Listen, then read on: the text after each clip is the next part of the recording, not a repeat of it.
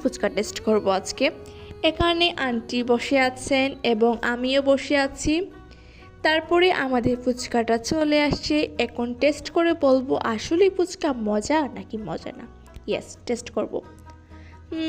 মজা, অনেক বেশি মজা এই ফুচকাটা, বিশেষ করে ওদের টকটা। অ্যান্ড সঙ্গে নিয়েছিলাম একটা স্প্রাইট। খাওয়া দাওয়া শেষ করে আমরা চলে যাই একটু জুয়েলারির দোকান থেকে। ওইখান থেকে আমরা অনেক কিছু নেই।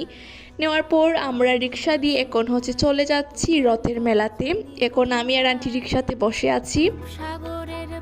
আর রিকাবি বাজারের এই রাস্তাটা আমার অনেক বেশি ভালো লাগে এবং রাস্তার মধ্যে প্রচুর পরিমাণে মানুষ ছিলেন, কারণ রথের মেলা ছিল সেই জন্য। আর রথের মেলাতে একটু মানুষ না হলে বেশ ভালো লাগে না। অ্যান্ড রাস্তার মধ্যে প্রচুর পরিমাণের জ্যাম ছিল।